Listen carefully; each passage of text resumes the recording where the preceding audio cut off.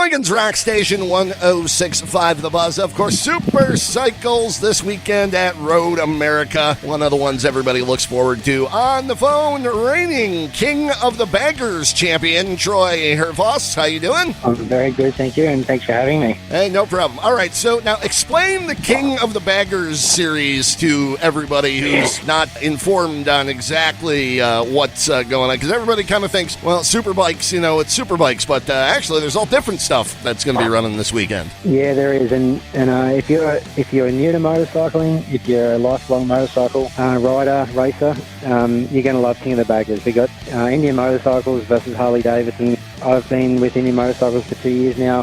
These bikes are 600 plus pounds with way too much torque and way too much horsepower and no electronic aid. It's all down to the riders. They're short 6 to 8 lap races with a 2-lap challenge race thrown in the middle. The bikes have got all their fairings, all the bags and panniers on the back. They look just like the bikes you ride to the races on and watch, but just under the covers there they've got a full race bred machine underneath. So it's very exciting to watch and very exciting to race, to be honest. Okay, so that answers the question, why baggers for the name? Because they've still got, all the bags and stuff on them. Yeah, that's right. And the main question I get, what's in the bags? What do I carry in the bags? And I can't tell you the secret. There's something in there special. No, depending on the weekend, it could be a 6-pack of beer or some food. We don't know yet. Well, it's Wisconsin, so you have cheese. Got to have cheese in there. That would. Yeah. Exactly. So what's around the top speed for you guys? Yeah, the top speed's really high, especially at a track like Road America. There's some long straights.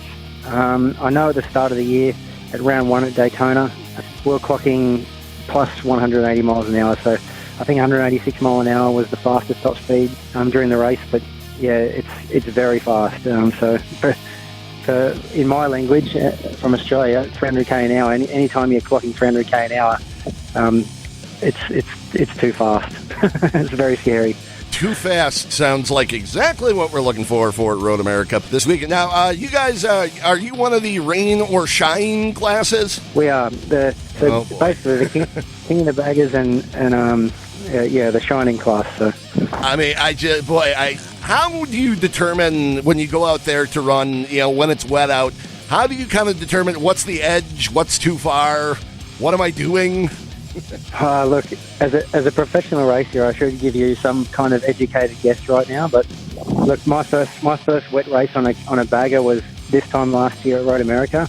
I'd never ridden a bike of that size and that much power in the wet, and I won the race by about 10 seconds. And honestly, I probably won it because I didn't know any better. I hadn't ridden the bike in the wet, and I hadn't had any crashes yet. I hadn't had any scary moments, and the bike felt good, so I rode it to its potential, and I won the race. So probably not a good guy to ask, but I'm just speaking truthfully.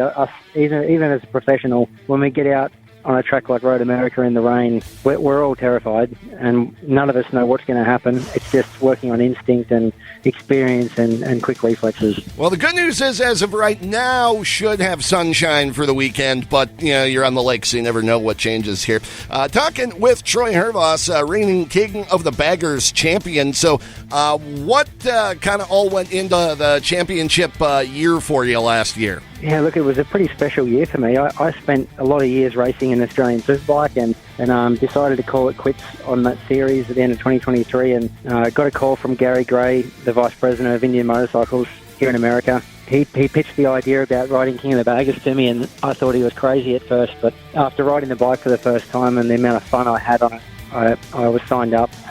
Every track I went to was a new track for me, and I was a rookie in the class, and it was kind of felt to me like I was fluking it every time. I'd get a win and a second, and I was staying up there in the points. And then as the year rolled on, we realised we're a real chance of winning the championship.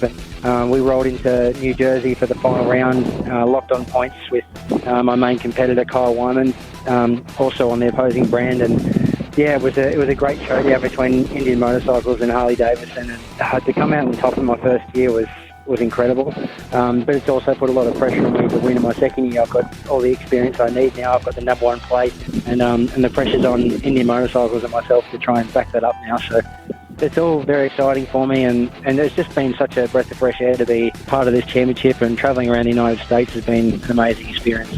Talking with Troy Herfoss, king of the baggers, reigning champion, of course, Superbike Weekend going on out at Road America. One last question before you go. All right, so what, in your mind, is the key to a great lap at Road America? The key is patience.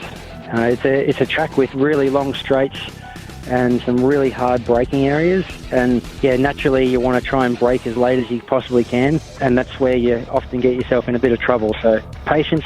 You've got to be slow in, fast out, and that's the key to a fast lap time around Road America. All right. And also, of course, the important question, how many bratwursts do you think you're good for this weekend at the track? It's funny, I raced professionally out here about nearly 20 years ago, and I was living in Wisconsin for almost 2 years, and I never knew about bratwurst and the way of cooking them, and boy did I enjoy that. And it's I think 7 in one sitting was my record. Hey, all right. But they're always better after a night's sleep, aren't they? They sort of simmer in that beer overnight, and a Johnsonville bratwurst on a day after you've cooked them seem to be the best thing I've ever tasted.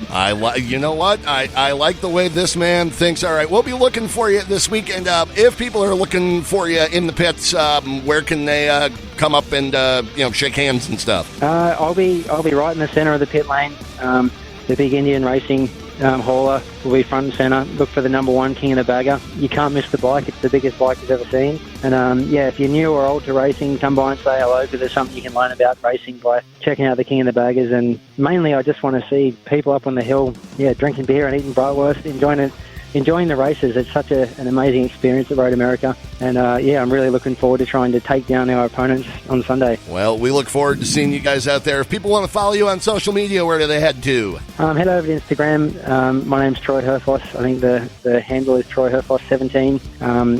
Check me out on Instagram, and also give me a follow for any updates of the King of the Baggers this weekend or throughout the year. All right. Well, Troy, best of luck to you. It's the one weekend a year I look at the drivers and I go, I admire you guys, but nope, couldn't do that. Nope, can't do that. So good luck, all right? Thanks very much. And there we go, reigning king of the baggers, champion Troy Herfoss. Of course, don't forget SuperCycle Weekend and Vintage Moto Fest going on out at Road America. Check out roadamerica.com for details on that. Non-stop rock on the way.